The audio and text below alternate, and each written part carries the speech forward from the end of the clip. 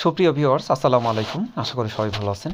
আজকের ভিডিওতে আমরা মহার্ঘ ভাতা নিয়ে যে বিষয়টি এসেছে সেই বিষয়টি, যে মহার্ঘ ভাতা নিয়ে আমাদের যে জল্পনা কল্পনা বা সমালোচনা বর্তমানে চলমান, সেই প্রক্রিয়ায় যে নিউজটি হয়েছে, দেশ রূপান্তরের সর্বোচ্চ 25% মহার্ঘ ভাতার ঘোষণা আসছে। এখানে বলা হয়েছে সরকারি চাকরিজীবী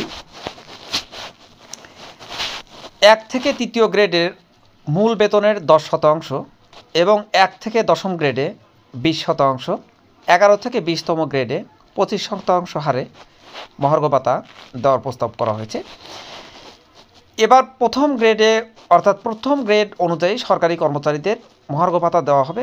যারা পেছনের গ্রেডে চাকরি করেন তারা বেশি হারে এ ভাতা পাবেন, অর্থাৎ কর্মচারীদের মহার্ঘ ভাতা বেশি হবে, আর সামনের দিকের গ্রেডে চাকরির কারণে কর্মকর্তারা কম হারে ভাতা পাবেন। অর্থ মন্ত্রণালয় এ সংক্রান্ত একটি প্রস্তাবের খসড়া চূড়ান্ত করেছে, যা অনুমোদনের জন্য প্রধান উপদেষ্টার কাছে পাঠানো হয়েছে। 1 থেকে 3য় গ্রেডে মহার্ঘ ভাতা হবে মূল বেতনের 10%, 4 থেকে 10 গ্রেডের চাকরিজীবীরা 20%, 11 থেকে 20তম গ্রেডধারীরা 25% হারে মহার্ঘ ভাতা পাবেন। এতে সর্বনিম্ন 4,000 টাকা থেকে সর্বোচ্চ 7,800 টাকা বেতন বাড়বে। স্কেলের মারপ্যাচের কারণেও কেউ 4,000 টাকার কম এ ভাতা পাবেন না। তবে মহার্ঘ ভাতা কার্যকর হওয়ার পর আগের সরকারের দেওয়া 5% বিশেষ প্রণোদনা সুবিধাটি আর বহাল থাকবে না। অর্থ মন্ত্রণালয়ের কর্মকর্তারা দেশ রূপান্তরকে এ তথ্য জানিয়েছেন। তারা আরও জানিয়েছেন, পেনশন ভোগরত কর্মকর্তা কর্মচারীরাও মহার্ঘ ভাতা পাবেন।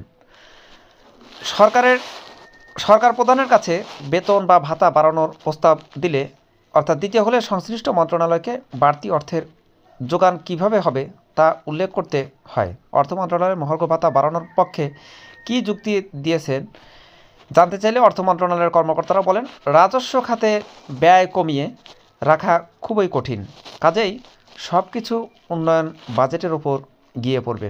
উন্নয়ন বাজেট কমানো হবে, সেই অর্থ দিয়েই বর্ধিত বেতন ভাতা দেওয়া হবে।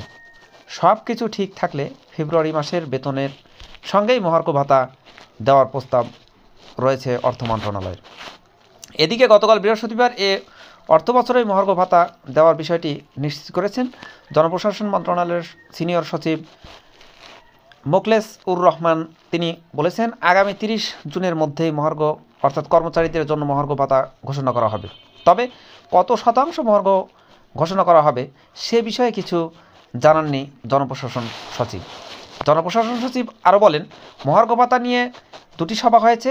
এবার যারা পেনশনে গিয়েছেন তাদেরকেও মহার্ঘ ভাতা দেওয়া হবে। যারা মহার্ঘ ভাতা পাবেন, ইনক্রিমেন্টের সময় সেই ভাতা বেসিকের সঙ্গে যোগ হবে। কত শতাংশ মহার্ঘ ভাতা দেওয়া হবে এ প্রশ্নের জবাবে মহার্ঘ ভাতা আলোচনা কমিটির এক সদস্য অর্থ উপদেষ্টা ও অর্থ সচিবের সঙ্গে কথা বলার পরামর্শ দেন। সরকারি কর্মচারীদের সর্বশেষ বেতন স্কেল দেওয়া হয় 2015 সালে, তারপর আর বেতন বাড়েনি তাদের, অথচ নিত্য প্রয়োজনীয় দ্রব্যের দাম বেড়েছে। চাকরিজীবীদের দৈনন্দিন খরচ বেড়েছে। খরচ বেড়ে যাওয়ার মূল বেতনের সঙ্গে নির্দিষ্ট হারে মহার্ঘ ভাতা দেওয়ার সিদ্ধান্ত নিয়েছে সরকার।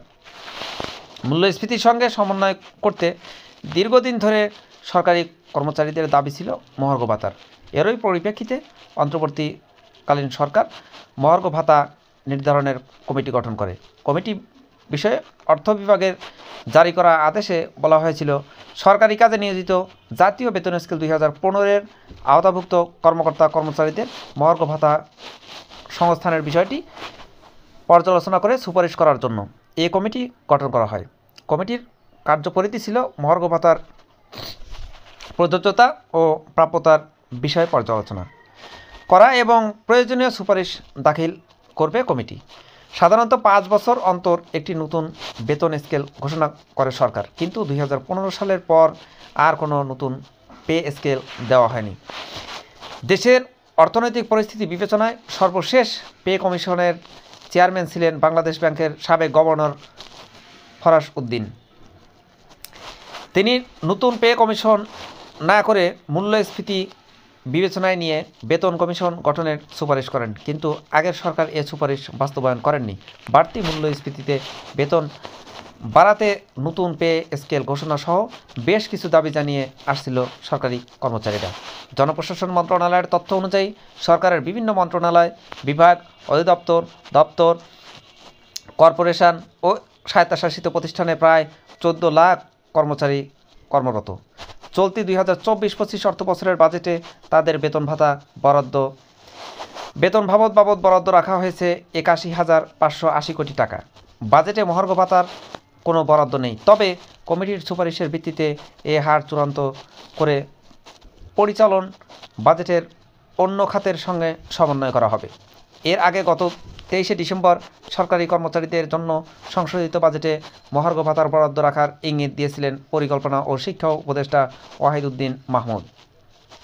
ওই দিনের একনেক বৈঠক শেষে তিনি বলেছিলেন, সরকারি কর্মচারীদের বহু ধরনের দাবি দেওয়া মেটাতে গিয়ে বেতন ভাতা বাড়ানোর বিষয় আছে, মহার্ঘ ভাতার বিষয় আছে, তাই রাজস্ব খাতের ব্যয় কমিয়ে রাখা খুবই কঠিন।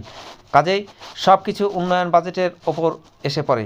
উন্নয়ন বাজেট কমাতে হবে, বাজেট ঘাটতি সহনীয় পর্যায়ে রাখতে উন্নয়ন বাজেট সমন্বয় করতে হবে।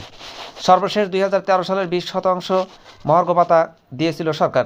এর আওতায় সর্বোচ্চ 6,000 আর সর্বনিম্ন 1,300 টাকা বেড়েছিল। 3 বছর পর যখন বেতন শতভাগ বাড়ানোর ঘোষণা দেওয়া হলো, তখন কার্যরত বেতন বেড়েছে 80%। গত বেতন স্কেলে টাইম স্কেল এবং সিলেকশন গ্রেড কর্তন করা হয়েছিল।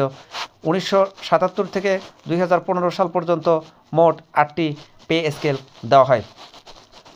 সরকারের সব সেক্টরে মহার্ঘ ভাতা দেওয়ার প্রভাব পড়ে বেসরকারি চাকরিজীবীরা ও সাধারণ মানুষের ওপর, কারণ সরকার কর্মচারীদের ভাতা বাড়ালেও বেসরকারি কর্মচারীর বেতন বাড়ানোর কোনো দায়িত্ব নেয় না। এ কারণেই 21 লাখ সামরিক বেসামরিক কর্মচারীর বেতন বৃদ্ধির জাতাকলে পিষ্ট হয় সাধারণ মানুষ। সুপ্রিয় দর্শক বন্ধু, এই ছিল এখনকার মতো। নেক্সট আপডেট দেখার নিমন্ত্রণ জানিয়ে বিদায় নিচ্ছি। সবাই ভালো থাকুন, সুস্থ থাকুন। আল্লাহ হাফেজ।